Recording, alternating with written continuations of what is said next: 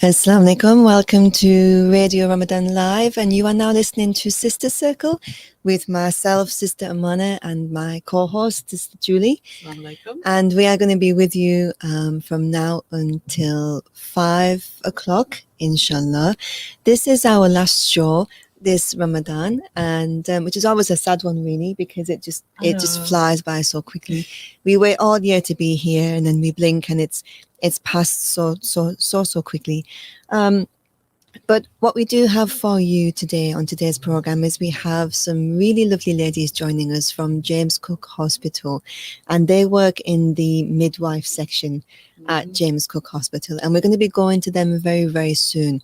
But before we go to them, we're just going to introduce the topic of today's show, and we're going to just let you know what we're going to be talking about. But just before we do that, I am going to ask you to stay on the radio station. Well, I hope you're on the radio station anyway, but I hope you will stay at 5 o'clock, because we have Sister Shema joining us at 5 o'clock today to explain even more about how to sight the moon. And she's got a special guest coming with her as well. And very good. She's going to explain, not just for Eid, not just for Ramadan, but for every Islamic calendar month, we should be out sighting the moon, because it's a sunnah. So if you want to learn how you can do that from here in the Tees Valley, in Teesside, in Stockton, in Middlesbrough, in Thornaby, in all of our local locations, if you want to learn how you can sight the moon without having to hear from the mosque, without having to hear from the TV, the radio, phone calls, Saudi, Morocco, wherever else. If you want to know how to sight the moon yourself, stay tuned at 5 o'clock, and Sister Shema is going to explain how you can do that and how we have been doing that for quite some time already. So please do stay tuned at 5 o'clock. I've only done it once. But it's a start. It's a start, alhamdulillah, and it's a fab start as well.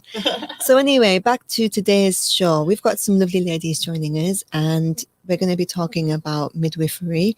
And just to begin, we thought we would introduce basically initially where we stand within the Muslim community, not just the BME community, not just the women's community, but within specifically initially the Muslim community, of how that ties in with midwifery. Now, obviously, every woman, we hope at some point, inshallah, is going to experience the joys of childbirth, pregnancy, and then being able to have that motherhood. If we are not directly able to experience that, we are the daughter of somebody who has been through it. Yeah. We may be the auntie, the friend, obviously for any brothers listening, the father, the husband, the son, and so on. So, but back to women initially, it's something that affects every generation, every community of women, regardless of where in the world that you are. And there are so many different opinions on what's the best way to stay healthy during a pregnancy, what's the best way to deliver a child healthily. Obviously, if you were to go into the Amazon rainforest, the tribes that live there will be delivering their children very differently to how we would be in a hospital environment. And there are, of course, advantages to both. I imagine in one aspect, it could be very lovely to be out amongst, a clear running river where you can use to wash yourself and the baby, and being out in nature, not being kind of confined to a sterilized hospital room and bed and so on. But at the same time, I think it takes the medication out of it as well, because it's a natural process, isn't it? Well, it doesn't necessarily exactly medical intervention. Exactly, because obviously, the whole process of having a baby is a very natural process, and like you said, the clinical environment of a hospital kind of changes that quite some, which is an illness really, slightly, doesn't it? It kind of, which is, well, some people view it as an illness. We can go there in a moment, but obviously some people in this country will opt for a home birth as well, which is an option for some people.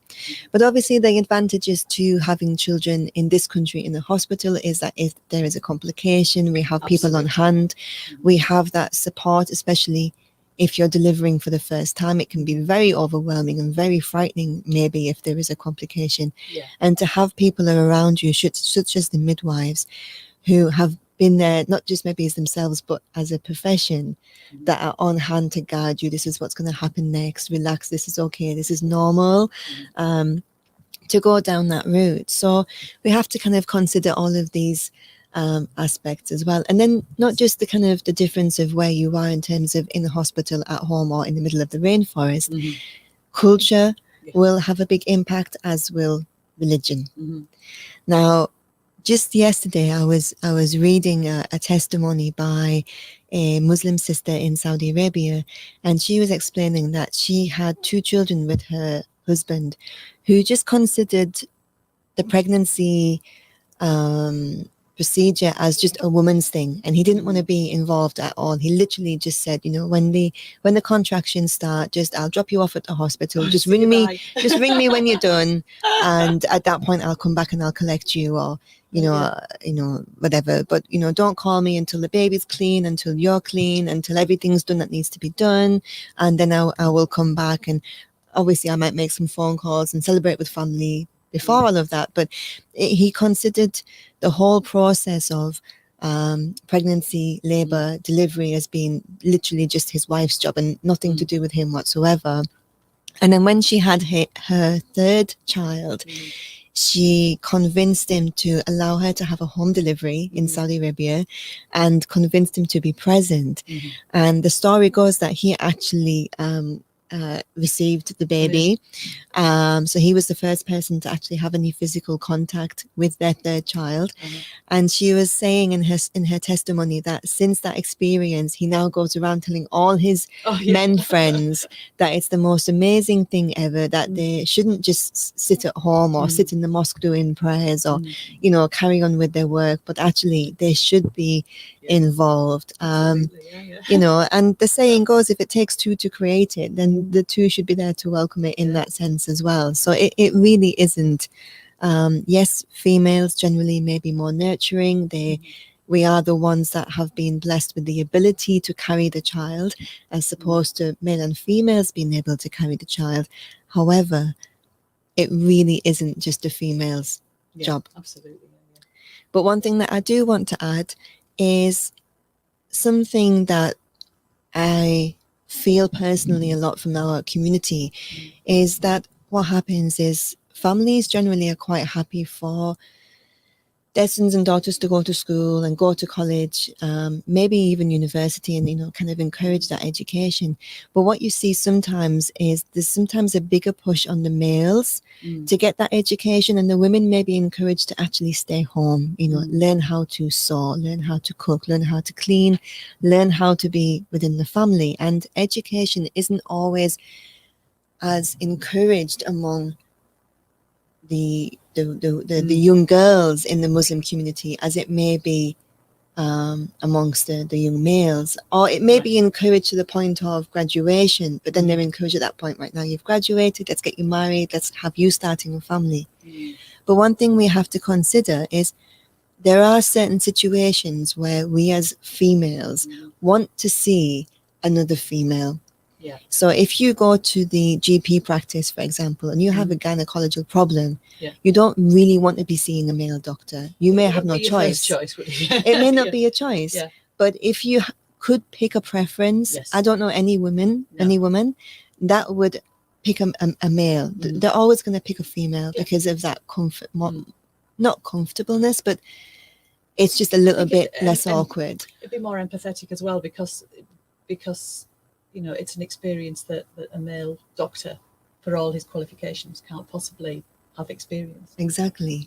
But then something, you know, for example, we did a show a few years ago, and we had a dentist in here, and she was explaining how she was a female dentist, and she was explaining how so many females prefer to go and see her as a female dentist, just because of how close the dentist has to come. It's quite a close contact.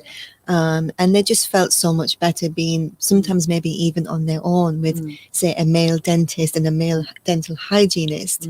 As a Muslim woman, they preferred to be maybe in the room with at least another woman. And if the dentist was female, even better.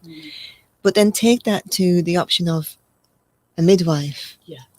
Now, for anybody that's had a baby, you will know that there are male midwives. And there are male anaesthetists for the females who end up having to go to surgery, maybe have a cesarean. Quite often the anaesthetists are male, and you don't always have a say when you're in that emergency situation. You know, you can request it. There is such a thing as a birthing plan, and you may put on that as much as you want, that you want an all-female crew. But they cannot guarantee it. It depends on the day that you go in for delivery. It depends who is available on staff. It depends on if there's any complications, who may or may not be called in. So as much as you may request a female team or a female midwife and so on, it can never be guaranteed. But if we hold our young girls back from education, and we hold them back from becoming doctors, dentists, GPs, gynecologists, midwives, then you are leaving no option for your daughter to see a male midwife, gynecologist, anaesthetist, and so on. So either push the girls in, not push, sorry, either encourage and motivate the young girls to go into these roles, to support further Muslim women, BME women, or just women in general that prefer to be in that female environment in these circumstances. So I kind of wanted to touch on that, because obviously all the shows that we do at Sister Circle tend to have a relationship between Islam and sisterhood, and I didn't want the listeners to think, why does this suddenly come into the show? It's such a big thing, and this is why we've got midwives on the show as well, and they're going to be able to explain you know, the paths that they took and a bit more about their job, which I hope for any families, and I say the word families because I hope that any dads listening, any mums listening, aunties, uncles, grandparents listening, listen and think, actually, yes, I want my daughter or my niece or my sister to be able to see a female practitioner. And therefore, maybe it should be me that encourages my daughter to seek this profession out as well, and offer that comfort, that female comfort to other females it's got to come from somewhere, hasn't it? in these situations. Exactly. We can't expect everybody else to go into this industry while we just sit back and expect to be treated. We have to encourage our community to go into this role and profession as well. So I just wanted to bring that up. Yes, I was poking about a bit on the internet actually just earlier on as to kind of the role of midwives in Islam, and it's funny actually because midwives were the only female expert witnesses allowed in courtrooms. So often, you know, in and we have from Hadith literature as well about the Prophet ﷺ taking a midwife's or well a female's testimony about lineage and things like that. But the kind of profession of midwifery kind of evolved over time from the time of the Prophet, and it other than, you know, just the lady that often delivers babies, it was the midwifery that then became more of a medical profession, as it were. And these midwives were expert witnesses within the court system as well on and giving evidence with regards to things that had happened during delivery and lineage and other things, because they advised about kind of not just around childbirth, so around breastfeeding, but also about things like contraception and things like that prior to people conceiving. So yeah, I was kind of like blown away that this was the only female expert witness allowed in Islamic courts. And yes, this kind of this profession of midwifery developed right up until within Islam, kind of flourished with the spread of Islam across, you know, the whole of the kind of Europe and into Spain. So there was there's literature. It's quite difficult literature to pick your way through, because I read a review from somebody who, because a lot of it's written by men. All of it's written by men, so it's quite difficult to kind of pick your way through it. But yeah, there's documents from Andalusia, which was then Spain as it is now, Turkey, all the places that the Islamic kingdom, I suppose you'd call it. It was massive, wasn't it? The Islamic culture had gone to. So yeah. Interesting. No. Interesting. Okay. So what we will do now is we will go to a short break, and while we take that break, we will return with our first guest. Yes. Who is currently at work, actually, and she's taking time out of her role at work to actually come onto the show. So we will introduce her first, and then we will introduce some other members of her team as well. So we will be back really shortly after this break. Do stay tuned to Radio Ramadan Live on CVFM, and you're listening to myself and Sister Julie on Sister Circle, and we will be discussing shortly midwifery.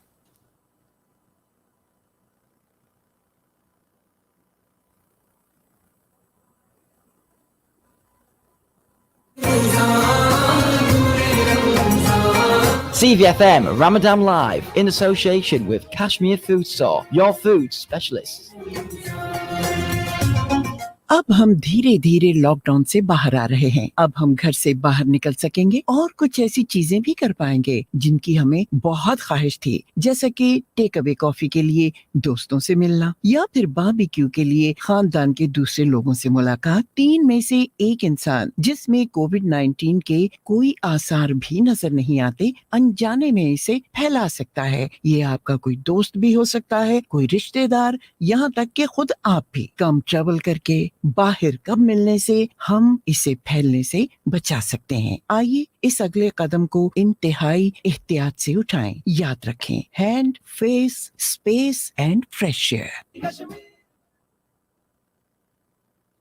Assalamu alaikum. Welcome back to Sister Circle, live this Radio Ramadan on CVFM. Now, our first guest is here joining us. Assalamu alaikum, Afshan. Are you there? Walaikum salam, I am, yeah. Assalamu alaikum. Julie here. Ramadan Mubarak to you. How's your Ramadan going? It's going really well, actually. How is yours going? Too quick. It's going too quick. Yeah. Always too quick. It's going way too quick, not slow enough. But alhamdulillah, apart from that, it's good. It's good. It's good. So you are currently at work. I am. And you work at James Cook? I do. You do. Fantastic. Would you like to introduce you by your role title there at James Cook? Yeah. So I'm a midwife for all intents and purposes. Mainly I do work on delivery suite, which is where I am today. But the role of a midwife is varied, as you know, you quite eloquently explained before the break. It does include, the public health role, antenatal, intrapartum, postnatal, and it has evolved over the years. With one of our guest speakers that's coming on later, one of my colleagues is actually the public health midwife, so she can talk a little bit more about her role. But myself, I am a delivery suite midwife at the moment, yeah. Okay, so a delivery suite supervisor, to those of us that don't work in your ward, what is it you do in layman's terms? Okay, so I'm not a supervisor, I'm like a working midwife, but where I work is on delivery suite. So my role would entail women that generally tend to come into labour and, have their babies. It's myself that would predominantly look after them. Obviously, it's not always straightforward. We have high risk, we have low risk, we have premature deliveries, we have premature labours, we have other complications, so we cover all of that. But, the main kind of job is to look after living women and then go on to hopefully assist them to bring their babies into the world. And you never really know what your shift is going to entail, do you? You never really You know don't what's going to know. You happen don't on your know. From shift. day to day, you could walk in, and no shift is ever the same as the next. And that is what I absolutely love about this role. And you don't ever get bored of it. It's you know, we've just had International Day of the Midwife, and we were asked to describe in a few words what midwifery meant to us. And it's like an identity. It becomes part of your identity because it's such an intense role. And, you know, midwives and health professionals generally tend to absolutely love what they do. And I think I can speak for all of us that we absolutely love what we do. And it's an absolute privilege to work in this profession. And, you know, people have described it as a calling.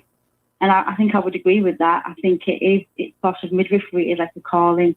There's an art and a science to it. And it, like I said, it becomes part of your identity. That's how I feel about it. That's lovely. Did you work in any other profession before you went into midwifery? I did, yes. So went to school, college, university. I completed a law degree initially. Worked That's in law a for 8 huge years. change from law to... Yeah, huge change. And like I said, it was because I just felt this passion and this draw towards this profession. And that is what brought me here today. And I don't regret it for a single day. I absolutely love my job. So why did you do law in the first place then? To be honest, this is part of what I wanted to really touch upon quite quickly today. I do think that within our community, within our cultures, within minority ethnic communities generally, midwifery and even nursing isn't really considered as a vocation or as a career. People do tend to go towards the medicine, the dentistry, the surgeons, you know, the GPs. Yeah. And I think, you know, I didn't know another midwife that came from the same background as me. And I was never really exposed to that side of health. The only experience I had was my own, you know, younger siblings being born and being surrounded by pregnancy through family, etc. And it always did fascinate me. But when I was at school, and we were coached kind of, if you were academic, you were coached to sort of, you know, take the natural pathway of doing your A levels and going to university. And I never thought of midwifery as a career, but I knew I never wanted to be a doctor either.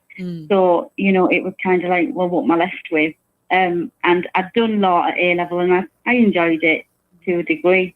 So I just went with that. There was never really the conversation that, you know, you can take some time out and think about it, or, you know, do you want to think about, you know, going into health, but in another profession. Nobody at home, nobody at my college had ever had that conversation with me, so I didn't really think at the time. And, you know, at 17, you don't really know sometimes where you want to go, but law was where I went, and law was what I stuck with. But it was always in the back of my mind. And then obviously I got married, had my own children, and I always used to think, gosh, if I could go back and change things, I'd become a midwife. And I talked about it that much that my mum and husband just one day said to me, look, just why don't you look into it? So your And I mum did. just caved.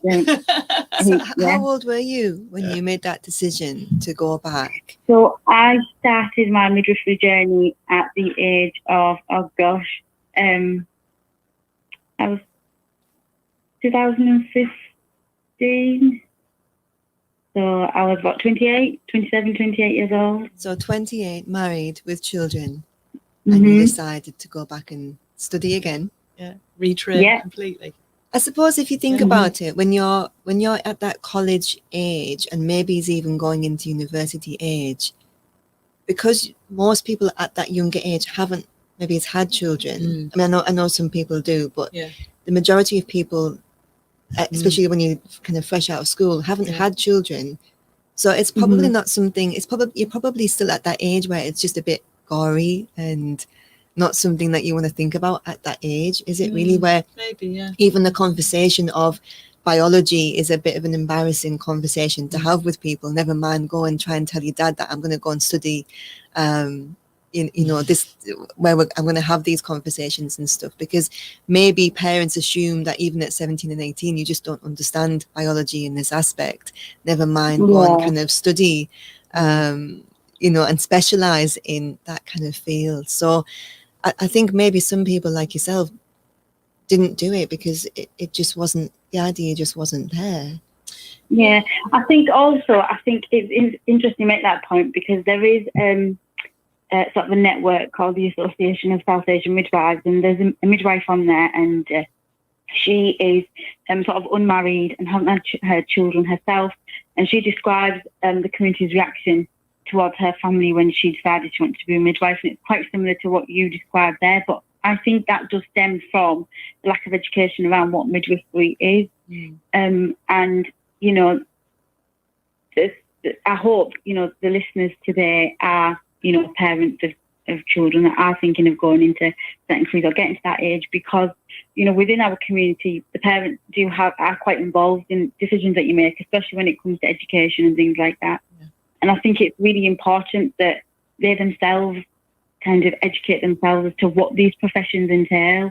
Being a nurse, being a midwife, I mean, I can speak for being a midwife, the role is so varied, and the career development is you can become a consultant midwife. You can eventually, if you wanted to do, your medical training, you could do that. There's all sorts of avenues you can go: public health, infant feeding, health visiting.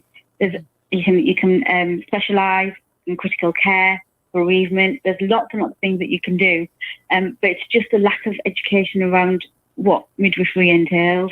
And if we look at the statistics, I'm not going to bore you too much with the statistics, but the latest one from the NMC, which is the Nursing and Midwifery Council, the register that all nurses and midwives are on, only 2.9% of that register was made up from South Asian midwives, or people who identify themselves as South Asian. And there is a massive lack of applicants and people who get on to be successful at interview. Now, it is competitive. It's very competitive to get onto a midwifery degree, because the places are very limited. However, people need to sort of consider it to apply and not let that put them off as such. Because when I applied, I was told, we get 850 applicants and we've got 24 places. Like that is our maximum. But if it's something that you're really interested in, you're passionate about, you absolutely should do it. And I think, with a lot of vocations, I think because it tends to be like that sheep analogy, doesn't it? That, doctors is what is seen as prestige within, the health profession, or dentists, this business. But actually, if you look at it, you can go anywhere with midwifery, and it's similar with nursing as well. And it's something that's never going to go away. There's always going to be a need. We're always going to be needed, and it's such a privilege, and it's a blessing to be, involved in. I can't even sometimes describe how it feels to be involved in looking after a family. Whether that's after they've had their baby or during or before. Because you're on that journey with them, and you're that health professional who's either educating them or taking them through that labour and pregnancy journey, and it honestly is like magical. And I've never, every delivery, no matter how many deliveries I've done, I always get that same feeling. And the environment in the room, and even touching life, sometimes you're the first person that's touching that life, and it's such an amazing feeling, empowering women as well. And Islam is huge on empowerment of women and women's rights and equal opportunities, etc., etc. And we lose that because we take too much notice of culture, rather than actually, if we looked into this, it's a fantastic career. And there is a big drive, to get more applicants from Black minority ethnic communities, So I hope this, makes a difference, and people are starting to consider it, and we're starting to turn it around. Yeah, I was interested. I was again poking around on the internet, and there was a study done in 2020. It was called Muslim Women's Experiences of Maternity Services in the UK. Yeah. So it was you're probably familiar with it, are you then? Yeah, I am. Yeah. And there was some of the quotations in it, some from people who'd experienced service within the NHS. And there's some of these things that's just so nice that coming from people who had obviously had a Muslim midwife. And one lady says here, she says, I think with a getting teeth in, Julie. I think with a Muslim midwife, you would feel more comfortable telling her things. You can easily tell a Muslim midwife that you want your child to hear Allah, and she would completely understand. And there was things in this study that there were some people who were they'd come from migrants, and they were worried about how well they'd be treated within the NHS compared to where they'd come from. And there was a lady here who said, will they cover me as they do in Jordan? This is an important issue for me. So there's from that side of things, you can help with people who Muslims who are make up the second biggest percentage of people with religious practices in the UK, to navigate this environment as well, and understand that people want to be covered, and and they will ask these questions around Islam, and you will be able to understand and be empathetic with them. Absolutely. I think it's an advantage in any job to already have that background, and like being bilingual, multilingual, having that cultural understanding is really important. And I think aware of the report that you've spoken about, but nationally there's a huge drive at the moment in improving services and looking at services and looking at why there's a disparity in women's experiences.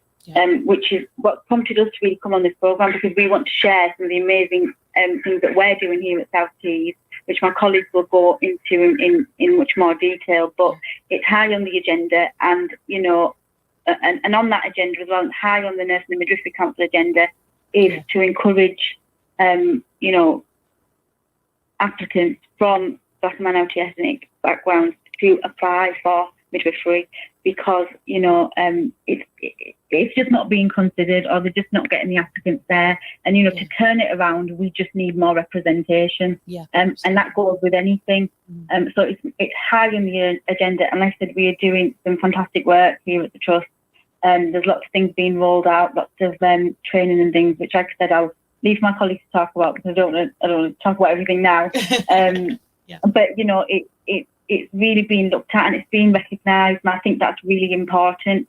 And even just working for the National Health Service, I'm a proud NHS employee, and it's a fantastic organisation to work for. And I know there's politics out there and all the rest of it, but we come to work every day and we represent our National Health Service, and it's a solid job. And many people look at that, they just want job security, they want a decent living wage, they want a career development, and this is why professions like this should be given consideration.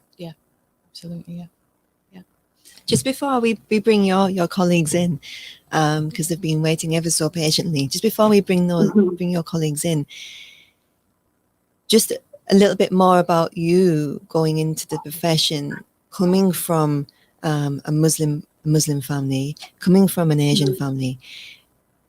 How did you mentioned earlier that your husband and your mum were very supportive, but what about the wider family, or maybe it's even like wider friends or wider community, that when you were telling them, I'm going to go and study to be a midwife, I'm having this change of profession, my children are settled, so I've decided I'm going to go back and study, and this is my path. Did anybody try to advise you not to do it, or was everybody very supportive? So for me personally, the amount of support was unbelievable from friends and family. And, I joked, I was speaking to one of the lecturers the other day, and I said, if I had £1 for every time somebody from our community said to me, I would love to have been a midwife, that is such an amazing job, I wouldn't have to work, because, there is that thing out there where, midwifery is seen as a positive thing, and people associate it with having their children and, hopefully, really good experiences. And I was really, really supported, even with the change of career. it's not an easy degree. It's a 3-year degree. It's a Bachelor of Science degree, and you have placement as well as going to university full time. And it's demanding academically. It is very demanding. But if it's something you're passionate about and you love, you will excel in it. You just have to have that real interest and that burning fire to absolutely go with it.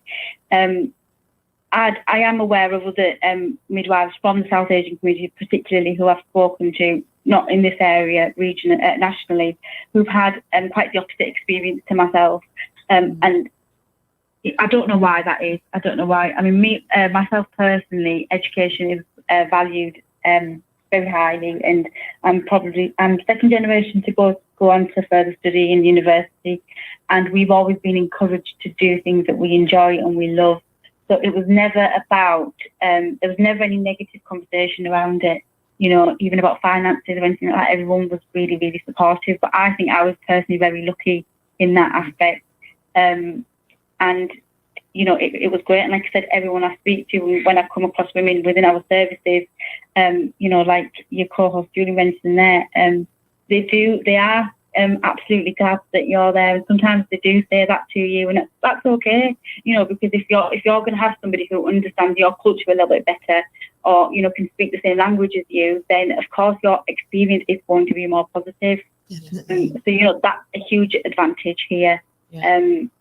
And like I said, being part of two cultures, being multilingual and all the rest of it has its huge advantages across any organisation, not just the NHS. Yeah, true. And just one last word from you, Afshan.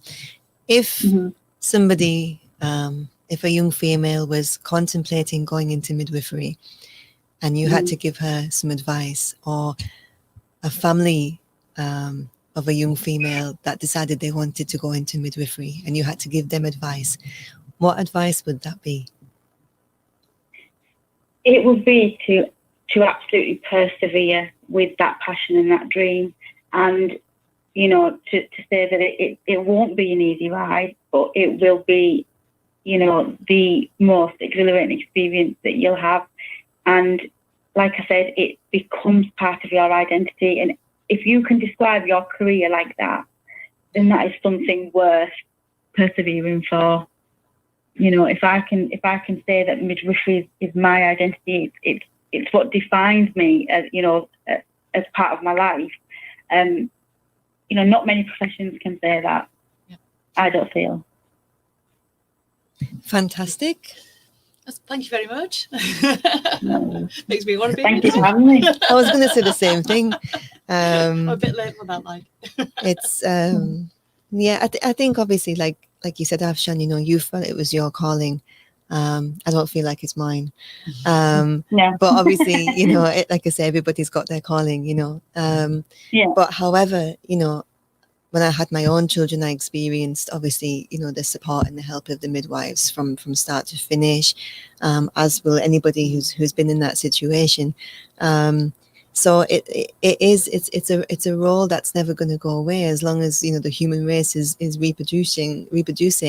It's a role that's never going to go away. It's always going to be a need for it, and there's a massive difference between a good midwife and I can't say a bad midwife because that would be unfair, but maybe I think what happens, you'll know more about this because this is what you do for a living than what I will do just with my experience as a mum.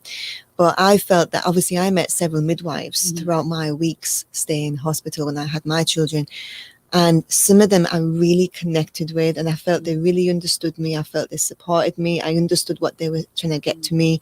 They understood what I was trying to say to them. But then there was the odd one or two that I struggled with. Maybe not because they were a bad midwife in that sense, but just because we as individuals didn't connect as well as we did with the others. And that made that, because I didn't feel I had that connection with one or two of them, I felt less inclined to ask if I needed something or to share if I was struggling with something. Whereas those that obviously I had that connection with, I very easily found it simple to say, I need this, or can you help me with that? And it does make a massive difference to connect with a midwife when you are in that vulnerable position of delivering a child. Your body's going through what it's going through. Afterwards, your body's still going through what it's going through. Your emotions are everywhere. And if you have a really good, caring midwife who is amazing at their job and you connect with them, what more could you ask for in that position? It's we're very, very fortunate to be able to have that service. As I mentioned earlier, you could be in the middle of the Amazon rainforest and have a husband with you that thinks it's a woman's job, and that's it. So it makes a difference. And when you speak so passionately about your job, that's what you hope, that as a potential mum, when you go into labor, you hope you have a midwife that absolutely loves their job and is going to make it easy for you. It's I think it's paramount, really. It really is. Like the midwives in the community as well, the midwife that you see prior to you going to the hospital, well, that makes a massive difference to your whole journey as well, doesn't it? And I think our community midwifery team, I mean, obviously it's a while since I had any dealings, but my daughter's just, I mean, she's her last child's 2 now, so and she had nothing but wonderful things to say about the midwives that she saw within the community. I do know on a personal note that Afshan is in demand in our community. There are a lot of girls that say, when I have my baby, I want Afshan, you have to be there. That is true, yeah. I have heard that a lot. Yeah. So Afshan, Jazakallah khair for your time. And Thank you. We're just going to bring your teammates in. Would you like to stay on the line, or do you need to get back to your job? I'll stay for as long as I can. If I need to go, I will just leave the call. Oh, that's fine. Okay, I am going to just mute your call for a few minutes just while we connect your teammates. But do stay there. You are still here. So let's have a look. Let's see if we can introduce some more midwives from James Cook Hospital who have been sitting so very patiently. And here we are, ladies. Thank you so much for your patience. Thank you so much for your time in joining us today and bringing, just so much information, and as Afshan did, just so much positivity around what it is that you do. What I'd like you to do just one by one is just introduce yourselves and say who you are and what it is that you do. And if Lindsay, you'd like to go first. Hi, I'm Lindsay Farrell. I'm a midwife at James Cook. I've worked with Afshan on the labour ward, but I'm currently doing a role in public health. And then I'm going to be joining a new team in September, which we'll have a little chat to you about. Okay, fantastic. And then we have Louise. Hi, Louise. Hi, I'm Louise. I am a specialist midwife for public health, but I've also worked in the community for many years before that role. Lovely, thank you. And then we also have Rachel. Hello, I'm Rachel. I'm currently a community midwife in Middlesbrough, and I'm also going to be joining the same team as Lindsay later on in the year. Lovely, well done. And we also have Danielle. Hello, I'm Danielle. I work on the maternity assessment unit. I've worked all over the hospital, but that's currently where I'm based. All right. So you all work together in James Cook, and obviously you've been listening to the conversation that we've had with Afshan, and the focus of the conversation with Afshan was a little bit more in relation to the Muslim community, the Muslim women that come through, the BME community that come through, but overall, labour and childbirth is a woman's thing. It is. It's not something that men are capable of doing. It's something that we do. How many, just out of curiosity, how many men are in your team? Is there any? No, not midwives. Male obstetricians, doctors, but not male midwives in our team at the minute. Okay, I'm coming to you guys then next. I say next, not that I'm planning next. Okay, so who's been doing their role the longest out of you? Do you know? I think that's me. Yeah. Okay, well let's go with you, Lindsay. Then tell us a little bit more about your role in midwifery. I've worked in quite a few midwifery areas so far. I like to move around quite a bit, and that's a really good part of being a midwife. Like Afsha pointed out, you can work in so many different areas, and that's where I sort of have skills, really. I came from a nursing background originally.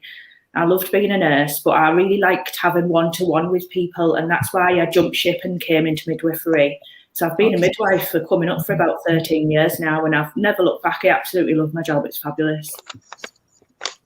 Amazing. What is, if you could look back over your time, what would be the ultimate highlight or a memory that really stayed with you? Or is there too many?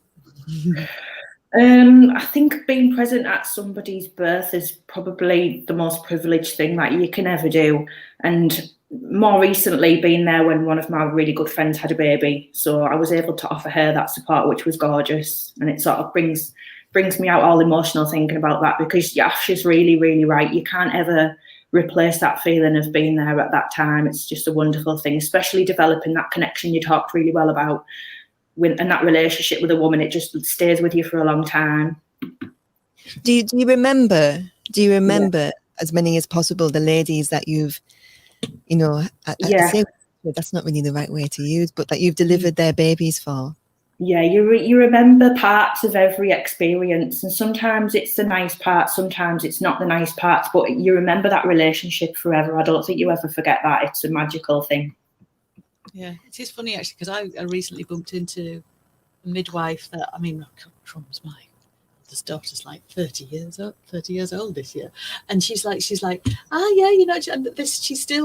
would kind of be able to tell me, what she remembered, and I'm just like, flipping heck. I forgot most of it. I remember my midwives, especially the ones that I really connected with, and obviously were very, very supportive. I remember everything they did, and I wish I could go back and say thank you. Yeah, I know it is. It's a bit like, but it's like for you, that's your big, massive experience, isn't it? You are in extremis almost. But for midwives, it's just, I'm going to say, it's just the day job. It's what you do every single day, and you still connect with the woman who's delivering the baby, who's having that incredible experience, but you still make that connection. It is amazing. It is. It's lovely. Yeah. And Louise, what would you say your kind of most memorable experience, or something that just sticks out in your mind? My goodness, there's such a lot. So many. I think being a community midwife, I absolutely loved, because I absolutely loved forming a bond with the family and following that journey all the way through. So seeing the women and their families in the antenatal period, and then in the postnatal period, where mums might have had doubts and fears before they had the baby, and seeing them become a mother and, take that baby home and become a family, I think is a real privilege as well. So your relationship is built up over quite some time, isn't it? As opposed to just the delivery, you have time before and after the delivery to build the relationship up? Absolutely. The whole of the antenatal period and the whole of the postnatal period. What's the most unusual concern maybe a new mum would have in your experience? I don't know about unusual. I think lots of women and their families will have the same concerns. I think it's sometimes a fear of the unknown. Okay. And so it's providing support, really. So we can give people support with expectations, and give them the tools that they need in their toolbox, really, to get through pregnancy, get through labour, and that evolution into that new parent as well. Sounds wonderful. You do make it sound really lovely, all of you. You really do. I'm sure it is absolutely lovely. And Rachel, tell me a little bit more about your role when you go to work. Because you're in the community, aren't you, Rachel? Yeah, I am currently in the community. So similar to what Louise has described. So within community, we would be responsible for a caseload of women and look after those women all the way through the pregnancy, and then hopefully see them again at home with their babies postnatally. So that's what I'm doing. How have you coped the last year then? Because obviously COVID's made things really, really difficult. And I've had friends who've had babies in this period, and they have really struggled. Some of them with quite isolated. It's been quite difficult, hasn't it?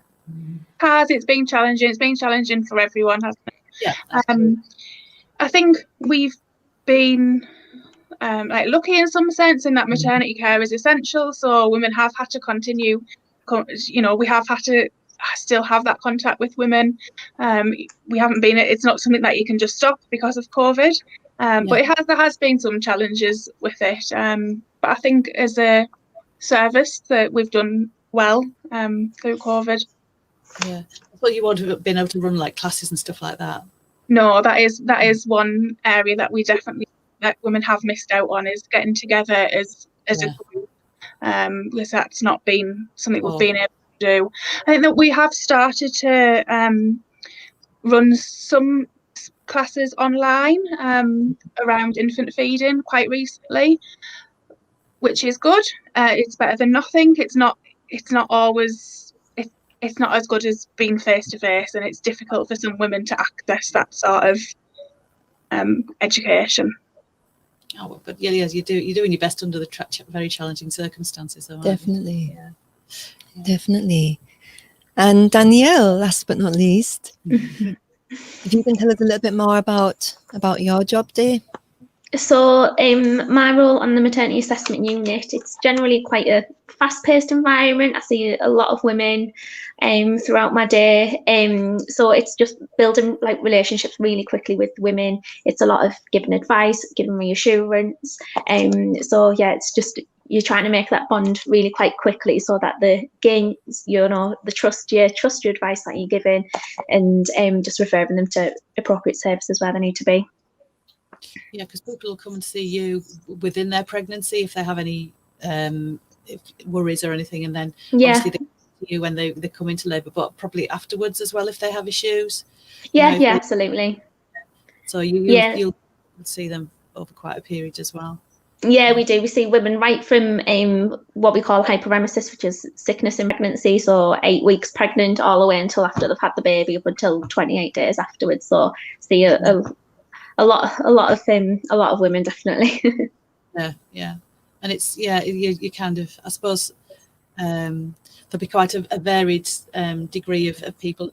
I mean, the thing about being pregnant, I suppose, is worry, and you can be worried about something that turns out to be quite insignificant, but the worry's still there, and then somebody can be a bit like, well, I'm not, feeling a bit iffy, and it can be quite serious, can't it? So you'll see quite a range of different kind of issues within that pregnancy or those pregnancies. Yeah, definitely. Like Afshan was saying, it's so diverse. You don't know what you're going to see day to day, hour to hour. So yeah, it's definitely diverse. You've got to think on your feet a lot. But I love it. It's amazing. I wouldn't change it. You all love it. Yeah, we do. Absolutely. It's great. It's great, definitely. So did each of you follow the same path into midwifery as Afshan did, where as she explained, there was a lot of people that applied, and then obviously there was only a few that went through. Did anybody get into their jobs in a different route, or is that the standard route for everybody? Oh, Lindsay was a nurse, wasn't she? I think I certainly, Lindsay was a different route, but I certainly followed the same sort of route as Afsha. So I came to midwifery a little bit later and had done something different before.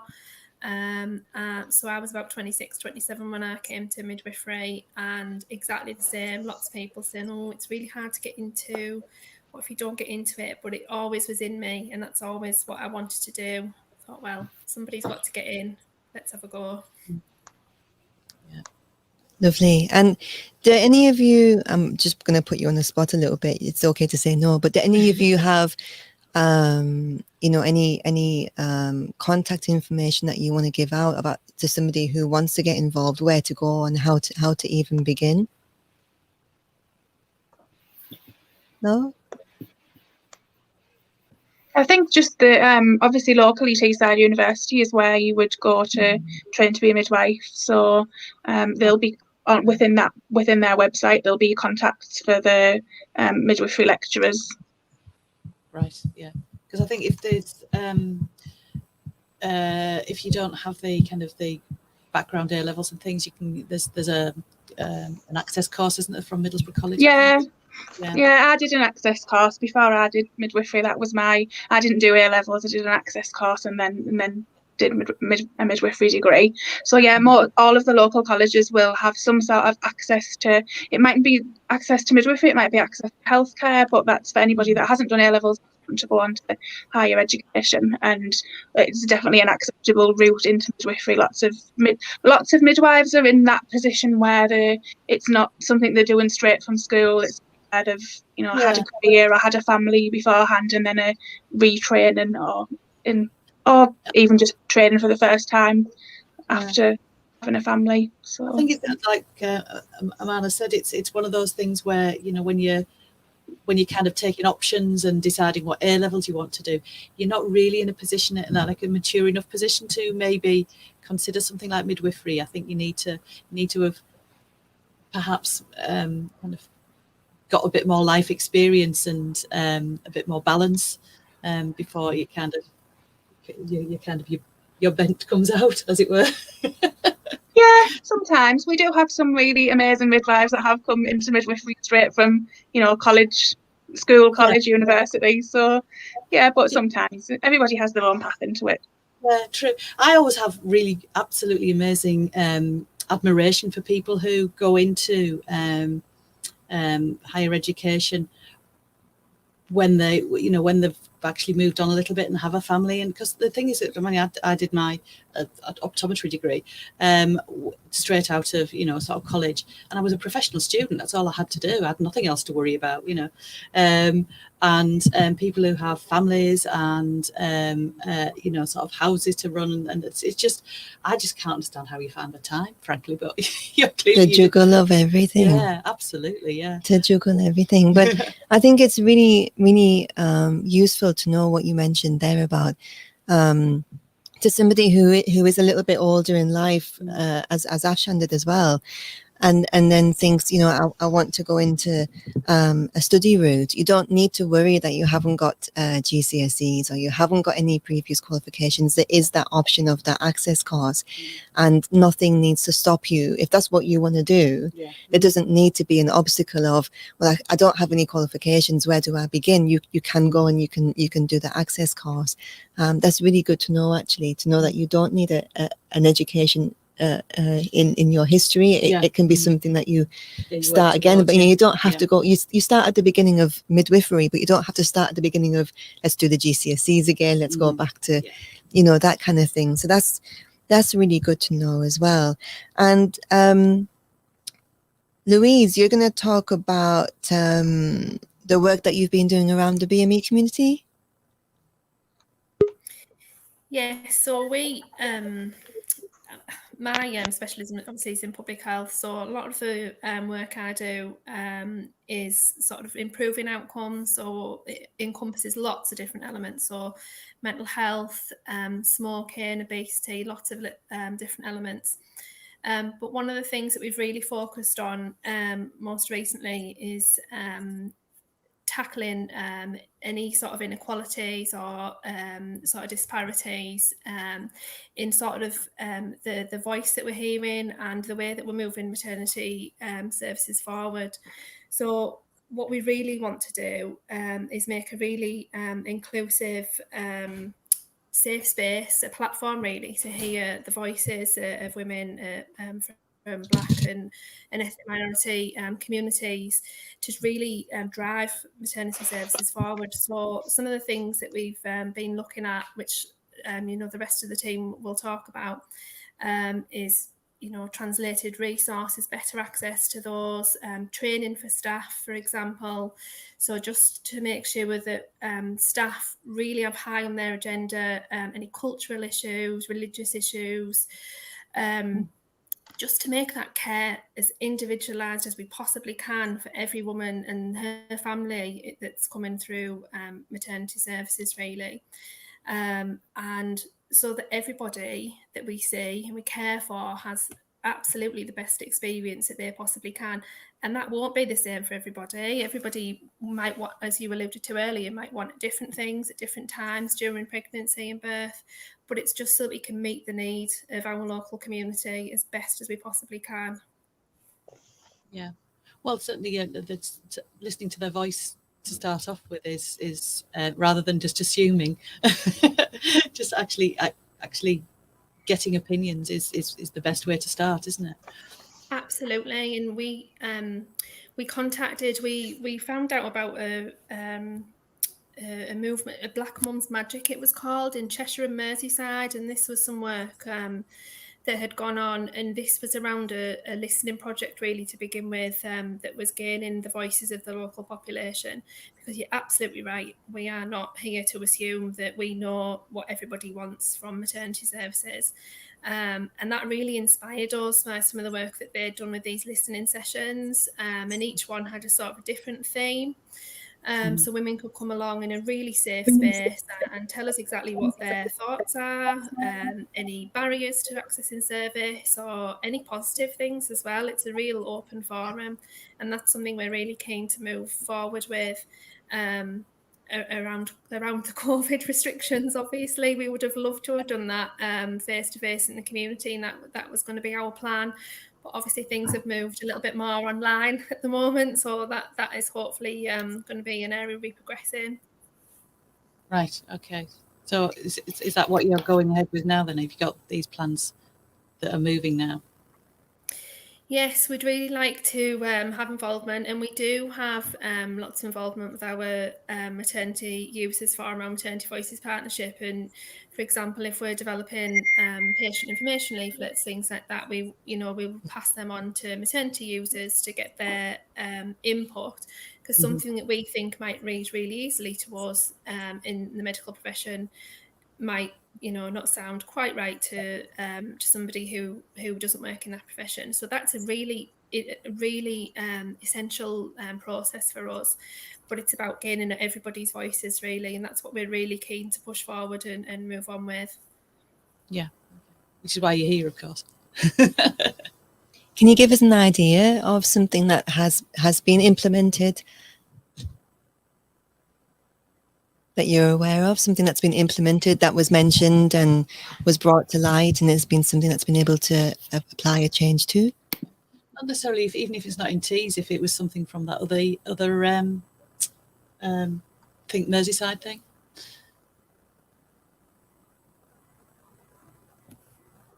Sorry. It's okay, don't worry.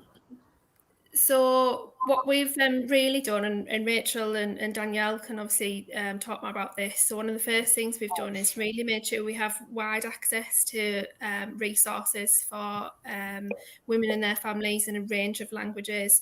So not only if English, for example, isn't a woman's first language, that she would have obviously an interpreter, access to an interpreter, but also that she has a written form of that information to take home, because we all know sometimes when somebody's telling us something, we can take time to digest it and go through that information in our own time. Yeah. Okay.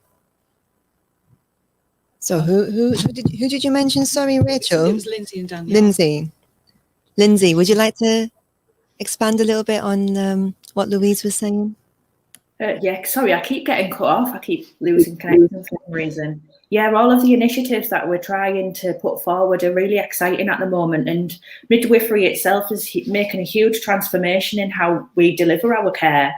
So everything's looking really exciting, especially if you're coming into work as a midwife. It's such an exciting time to start, because we're trying to reach as many people as we possibly can.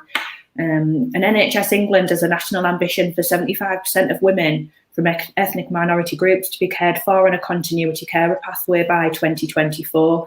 So that's really exciting. That's something that me and particularly Rachel will be excited about, as we're going to be in a team that provides that care as of September. We're starting a new team called the Lotus team, which is launching really soon. So that's a really exciting opportunity for us to go and do something that in our area we're going to expand on a lot. It's really exciting times for us. For something then. Yeah, and it's really good because we had the Better Births document which came out and said our women want to be looked after by the same midwife. We want to be coming into hospital and be looked after by the same midwife, and then the women don't want to have to tell a story again and again. That having that connection, that relationship with your midwife ensures that you can be there for that person and that family, knowing all about them from the minute they conceive their baby, which is such a special time. And having that knowledge it makes care effortless and very seamless. So we're really interested in getting involved in that. It's something that we're both passionate about, and as the team is as well. Yeah. Is home delivery still popular? Is it something that gets brought to light when you're speaking to people? I think it's something that we probably need to work on a little bit more in our area. I don't think it's as popular as it should be, and I'm hoping that when our new... Oh, we've lost Lindsay. Oh, I'll pick up there. So we do support home births, but like Lindsay said, probably not as popular as midwives we think it maybe should be, because home is, for a lot of women, just as safe a place to give birth as the hospital is. So it's certainly something that when we start our new team, Lotus team, that we will be supporting and promoting for women where it is a safe choice. Yeah. And would you encourage somebody who wanted to have a home delivery? Absolutely, yes. If that's what they wanted to do, yeah. It's What would somebody need to have a home delivery? Nothing. A home. Yeah, we would bring everything, all like equipment that would be needed for the birth would be delivered to the house by the community midwives, and that's amazing. Yeah, in the run up to labour, and then the midwives would come to the home when the woman contacts the hospital to let them know that she's in labour. Bring anything else that might need. That's amazing, because you always just assume, obviously wrongfully, that a home birth means that's it. You're going to have to think of all these additional things yourself. Oh yeah, you're going to have and especially in a point when your brain's not thinking about anything other than probably the pain and the excitement of seeing the new baby. And obviously when you go into hospital, you don't have to, again, you just have to think about what you need to take with you, isn't it? You don't have to think too much. Just rock up, don't you? We rely obviously on people like yourselves to then see to all and each of our needs.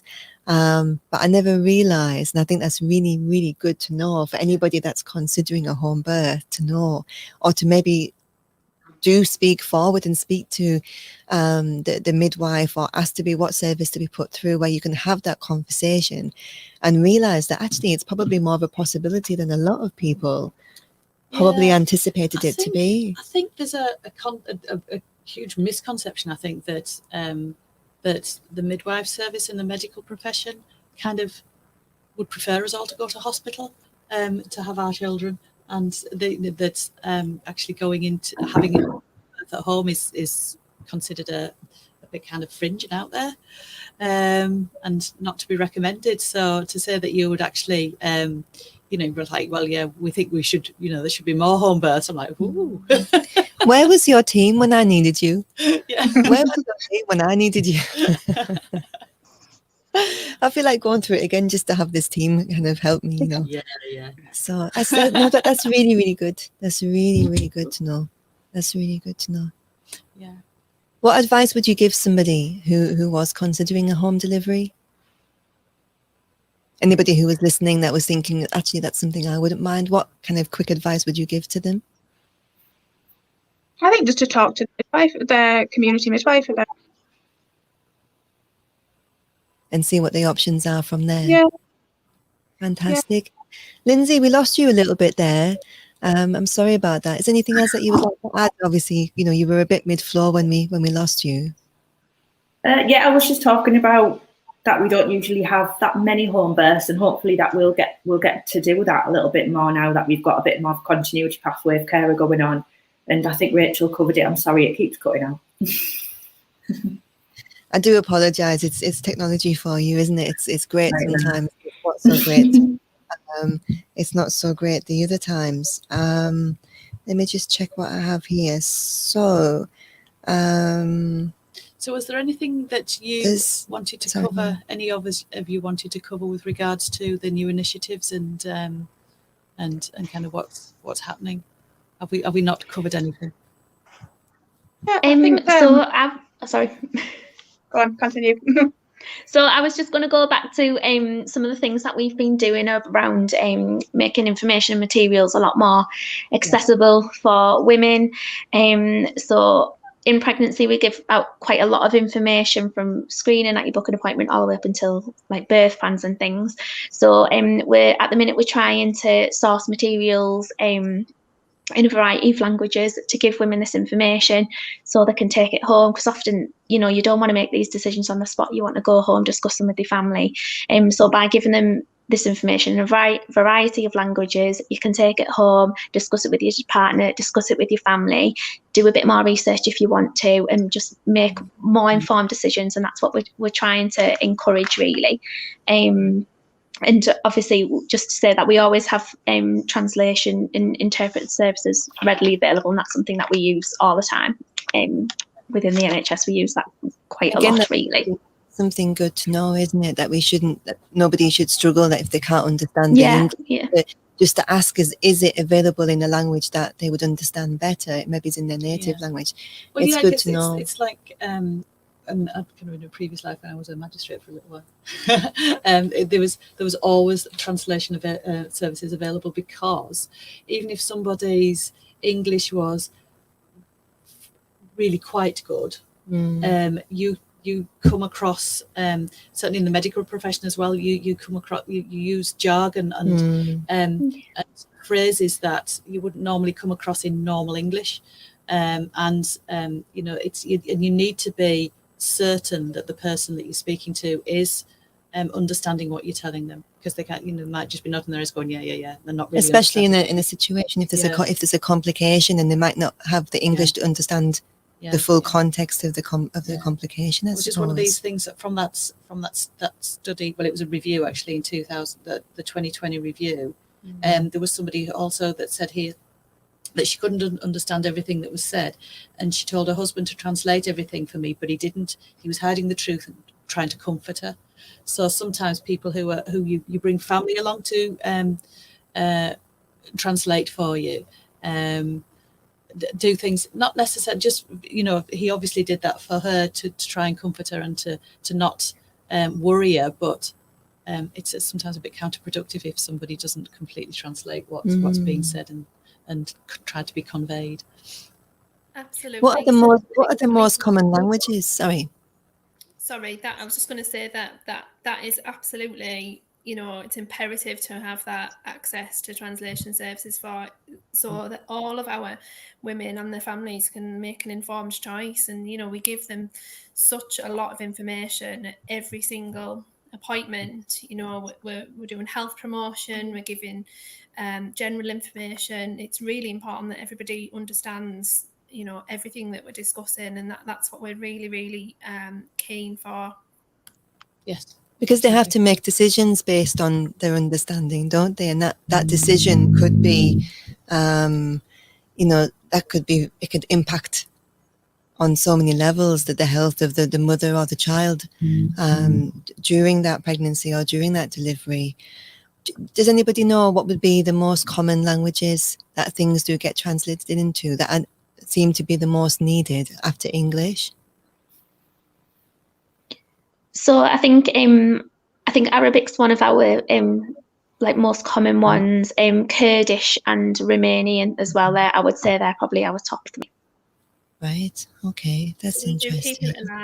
We keep a little eye on that, don't we? So we can we can look at, for example, what our top 3 or top 5 languages are for all of our women over the course of 6 months a year, to find out what the need is for our population. And that's what we've been doing over the last sort of 6 months a year, trying to target that for, so it's representative of our population, because it's a very different population to if you were working in a different trust. I think what's important to know as well, because sometimes this is where you get kind of people can get a little bit confused and, you know, come out with context such as, well, this is our country, so they should speak our language. And sometimes you can get this kind of feedback. But I remember I had a friend who was on holiday, and she ended up going into labor on holiday, and she couldn't speak a word of language, and she ended up into the hospital. And the delivery of that child was so petrifying for her. Yeah. Because she was just there for 2 weeks on holiday. She couldn't explain what she was feeling, what she was going through. When the medics around were trying to explain to her what they wanted to do, what they wanted her to do, the language barrier just wasn't there. And she said to me, she's like, you know, she goes, I'm absolutely scarred for life with that experience, just because I couldn't communicate. And I could think of nothing worse as a mum going through the stations of labour and not being able to communicate and just even know if the baby's okay, if I'm okay. You know, if the baby's born and taken away for a few minutes, is there a problem? Where's the baby gone? What's happening? If I'm being injected with something, what are you injecting me for? What is it? And not being able to understand what any of that is. And my friend's story was quite awful. And it wasn't because the treatment was bad or because the staff weren't any good at their job. It was literally she didn't understand anything that was going on because of the language barrier. So I think it's absolutely fantastic that in such a multicultural and diverse country as the UK, that we have teams like yourselves that are going above and beyond and really trying to make sure that not just a women's experience of childbirth and labour and pregnancy, but every woman has that same care, that same attention, that same relief of knowing that they're in safe hands and being able to communicate with them is just amazing. It's absolutely fantastic. You know, it's a pleasure just to hear what you're saying and, you know, to understand how much you love your jobs and how, you know, some people turn up to work and they get told, right, on your shift today, do this, this and this, and they do that and that, and that's it. And then you've got other people that will go the extra mile, that will make that extra effort, that will look at ways to improve. And I kind of feel that from your team today. From obviously, I know we've lost Lindsay due to connection, and Afshan had to get back to work. But just listening to you all today, it really, you know, comes across that you don't just turn up and do a job, but actually you do everything that isn't required and more, and you make that your job to go above and beyond. And I think that's fantastic. I really do. The care really comes through from all of you, that how much you care about the women that use the service and how much you care about, you know, the way that you interact with them as well. It's really lovely. Would you like to, any of you, have any last words? Is there any other messages that you need to get across, that you need the community to hear? I think if anybody, you know, is using maternity services, a really useful element of our services, we have social media. So we have a Facebook page and an Instagram page if anybody's on social media. So we do a lot of health promotion, a lot of maternity messages through that. That is all about maternity. Do you know what those pages are called? South Tees Midwives health and wellbeing page on Facebook, and the same on Instagram. And obviously in these times where things are a little bit uncertain and changes are happening, then our latest maternity updates and things go out on there just to reassure the community that that is completely up to date. And that will direct anybody to the South Tees website as well, which has its own maternity section on, which we are working on at the moment, and we're hoping to make that much more accessible as well. But again, that's really good, because obviously social media is a way that a lot of people communicate now, and it is an easy way to get a message out very quickly to a lot of people.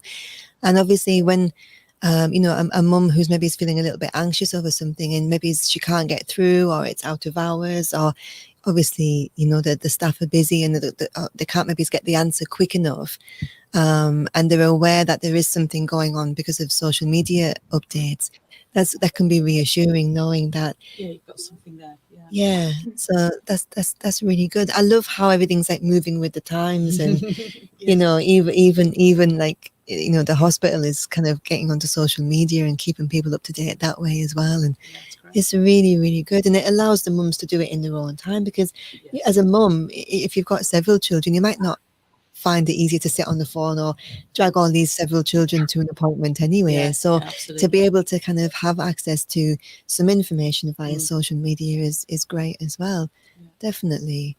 Is there any other signposts that you'd like to mention? To Rachel's dropped back in as well. She's dropped back in again. Would you like to else to anywhere else that's good to get information from?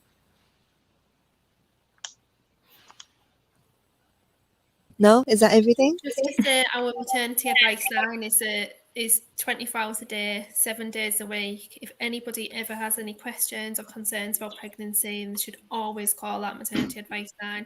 There is always a midwife waiting to take that call, and no question is a silly question. That really needs emphasizing, doesn't it? That no question is a silly question. Absolutely. Because if it's a question in your mind, then you need to ask it, because it's something that's going to make you anxious. It's something you're going to worry on. That isn't good for the baby either, or even good for yourself to be in that state. But anxiety can have an impact on your health, and especially if you're still in pregnancy. And obviously, anything that affects your health may in turn affect the health of the baby as well. So rather than sitting at home feeling anxious and thinking this question is just going to sound silly, ask the question to ask, and I suppose you probably hear them all the time anyway, as I think one of you mentioned earlier, that you get the same kind of questions coming through a lot. Themes, isn't it? So it's not, no one's going to ask anything that you haven't heard before. Absolutely, yeah. So I think that's reassuring as well. And I think, Julie, do you have anything that you'd like to add? No, I think we've asked all the questions we were going to ask, and you've given all the information that you wanted to give out as part of your kind of, I suppose, community engagement, isn't it? Really, kind of going out to the community and going like, here we are, and we a fantastic team. We're a fantastic team. You want to engage with the community, and you're wanting to help with, sort of encourage women from the Muslim community to choose midwifery as a career, because it's by all accounts, it sounds like it's the best job in the flipping world. Well, they've told us. Told us it is. Right, ladies, I would just like to say thank you so much for your time. We appreciate, obviously, your time and the information, especially when you're such busy ladies between your home life and the job that you do and caring for everybody else, which is just amazing. And that alone takes a special type of inbuilt nature to be able to go into a role after caring for yourself, caring for your own family, and then turn up at work and then care for everybody that comes through your door as well. It's something special, and it's not something, as I said earlier to Afshan, it's not something I could do. It does take a special type of person to be able to just keep giving in the way that you do. So on behalf of a lot of mums that haven't met you yet, I'd like to say thank you to you all for everything that you bring to the community and for your time and your information today. It's been great. It's been great. Thank you so much. Let you get back to your normal Sunday. Let you get back to your normal Sunday. Should we take an ad break? I think we should. We'll take an ad break. Thank you very much, everybody. Thank you very much, ladies. Thank you for having us. Thank you. Thank you so much. Thank you.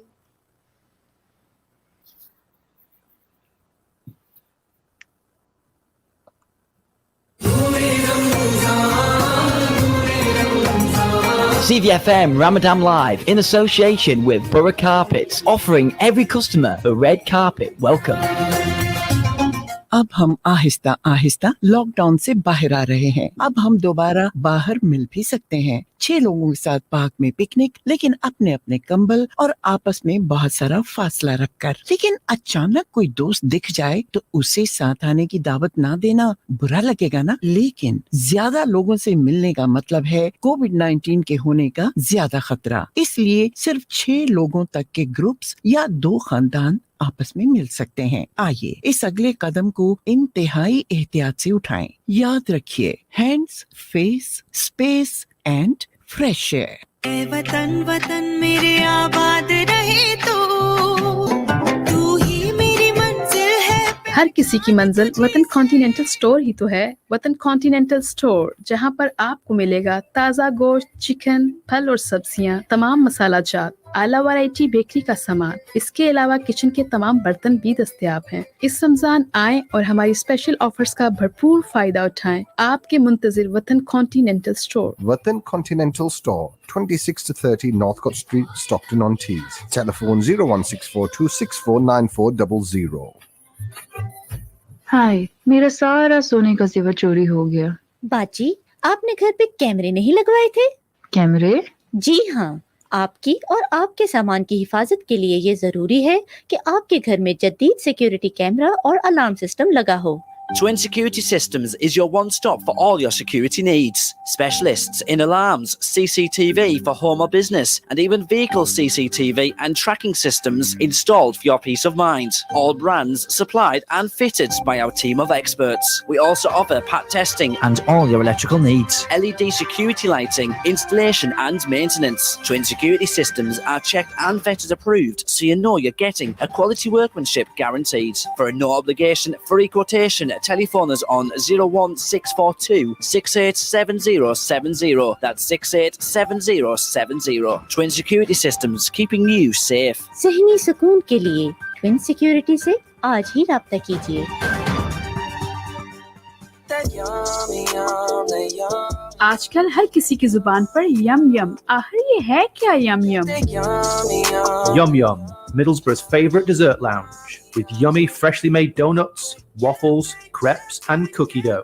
Visit today and try our tasty cakes or sample our premium shakes. Yum Yum, Unit 3, Exchange Walk, Wilson Street, Middlesbrough. Telephone 01642 246 971. Follow us on social media to take advantage of our amazing offers. Search Yum Yum Borough. अच्छा, तो ये है यम यम। फिर तो हम भी चलते हैं यम यम।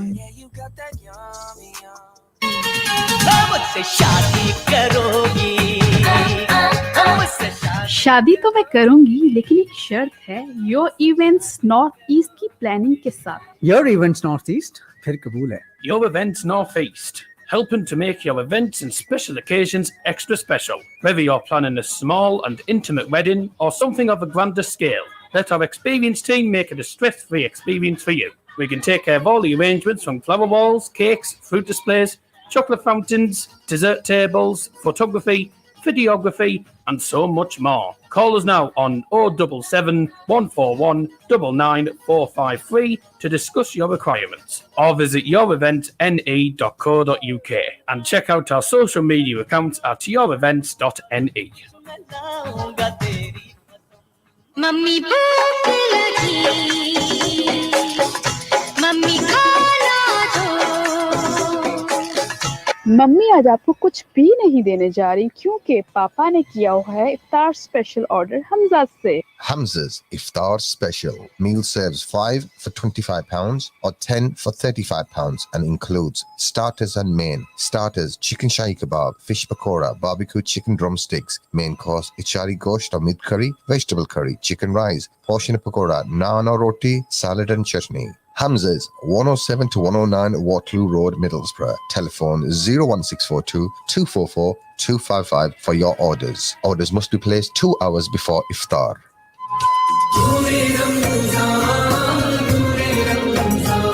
Across Middlesbrough and Teesside, this is 104.5 CVFM Ramadan Live.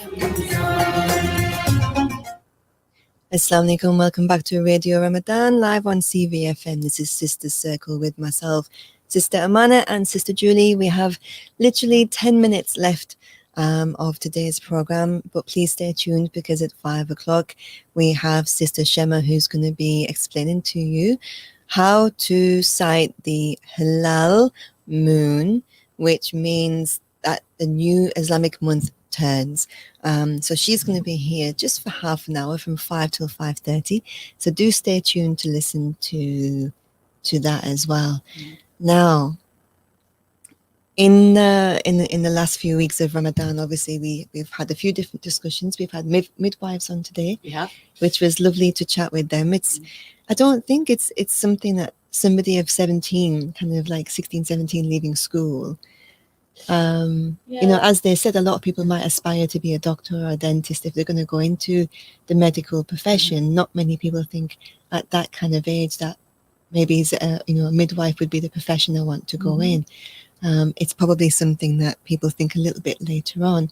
But as they so rightly mentioned, it's a very worthy job to go into. Yes, they were all in love with their job, which is amazing to see, because there's nothing worse when you go to a local shop, for example, and the lady at the checkout is so busy talking to her colleague about what happened last night and isn't even aware that she's serving you, because she just hasn't got that passion for her job. And I think it's a rarity these days as well that once over a lot of people were really passionate about their jobs. I think for some people, jobs have become just a means of an income these days, or people are not getting into the jobs that they're qualified for, and therefore it's hard to put the passion into that job. But I think something that's worth thinking about is every single job that we do, regardless of what that job is equal in terms of importance. There was something on the news recently, wasn't there, about a cleaner that left a note? Did you see it? Oh yes, it was the manager had spoken to her. She'd been, it was a cleaner at a bank, wasn't it? She'd been there for 35 years or something. The manager had just spoken to her like the dirt on the underside of his shoe, and not respected that the importance of keeping the place clean was just as important as any other other position as well. Who would want to eat in a restaurant if the cleaners didn't go in and clean it? Nobody wants to eat in a dirty restaurant. So every job has its importance that without would impact on the big scale of what that and it's job just is trying to do. You don't need to belittle somebody else to improve your importance either. No. And there's this if you can't be anything else, just be kind. You don't have to be horrible. Absolutely. I mean, something that I've noticed is this is a little bit of a bizarre thing to mention, but when you go to public toilets here in the UK, they tend to be quite dirty and smelly, and they're not necessarily. You're always very surprised when they're not. Especially maybe expect the worst. Say, for example, if you're outdoors at a beach, for example, if you go to the public toilets at the beach, they can be quite horrific. Yes. Yet when you're on holiday in other countries, and I can't say it for every country that I've been to, but there's been some countries. I think Egypt was one. I think Tunisia was another. I think Dubai was another, where they have toilet attendants who are very smartly dressed. So they're not in kind of cleaners' uniforms, but they're actually kind of, like suited and booted a little bit. And then when you come out, they will offer you, do you, and this isn't about because they want to tip either. This is just their job, and they take pride in their job. So they're happy to hand to you towels to dry your hands, or sometimes they have like a collection of perfumes or aftershaves, and would you like a spray of something? And then when you come out of the cubicle, they go in straight away to make sure it's clean for the next person. And you can see that they stand upright and they take pride, because at the end of the day, that job is feeding their family, it's providing their home, and they may not have a job whatsoever, and they take pride in that job. And there really is, like I say, if you go into the toilets in the local beaches here, the public toilets are horrific. Because why? Because nobody wants to work in the toilet. Nobody wants to be known as a toilet cleaner. Nobody wants to be known as the toilet attendant. But how happy are you when you go into a toilet and it smells nice and it's clean and Well, yeah, the toilet roll's there after the and surprise disappears. you know, exactly. And then you're quite grateful that actually somebody did that. So we shouldn't ever look down on somebody because we consider that our job is more important than theirs, because every job has its role, and every job, I mean, look at, for example, the people who clean the Kaaba, the people who clean there, you know, and again, the sheer volume of people that turn up there. If the cleaners weren't there, you wouldn't be able to focus on your Hajj or your It's beautifully Umrah, kept, isn't it? because Absolutely amazing. but if the cleaners weren't there, if yeah. people had that opinion of I can't be seen as a cleaner and that's above me type of thing. And obviously, one of the things we know in Islam is that the rewards of cleaning a mosque is huge. Just going in and looking after the maintenance and the cleaning of a mosque. And if we don't clean, there's more chance of germs, viruses, bacteria, chance of people getting ill. Imagine going to the Kaaba and trying to do tawaf when there's litter, and you know, imagine the litter that we see on Redcar evening after people have been there on a sunny day. Imagine the sheer volume of litter that could be kept on the floor in the Kaaba, and you're trying to do tawaf and you're having to kick Coke cans and crisp packets out the way. It would spoil your experience of your Hajj and your Umrah. So we have to appreciate that somebody cleaned it for our benefit. And again, when we go places and something's not clean, you sit at a restaurant table and my table's not clean. Yeah, you'd be horrified, wouldn't you, if the cutlery had exactly from the person before.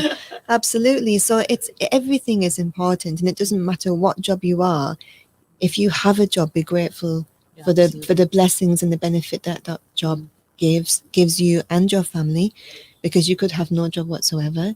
And you know, if you're going to do something, we know from Islam that if you're going to do something, it's the word ihsan, isn't it?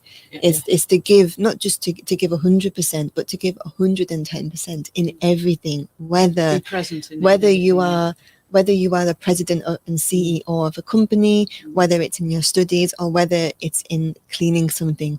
Give it 110%. Full attention. Yeah, absolutely. And it's not about doing it to please the people. It's about doing it to please Allah, ultimately. And, you know, if He's happy with you, the people will be happy with you. Indeed. So it was really lovely to have some ladies who are so passionate about their job, and I hope it's inspired other people to go into that profession or support their family members who are considering going into that profession. And ultimately, whatever job you're doing, give it 110%, regardless of what that job might be. Absolutely. So that's it from us this year. Oh man, another Ramadan. No. We could just keep coming here every Friday, every Sunday anyway. We could. And you know, we could, but anyway. So yeah, that's it from me. Well, it's been a pleasure as always. Alhamdulillah. So to everybody listening, Jazakallah khair for supporting the radio throughout this Ramadan. May Allah accept all your fasts, all your ibadah, all your extra worship, all your zakat, all your iftars. Allah accept all your good deeds. Have mercy on any mistakes that you have made, either intentionally or unintentionally. And Allah grant us all to be here again, inshallah, next Ramadan as well. Jazakallah khair for listening. Assalamu alaikum wa rahmatullah wa barakatuhu.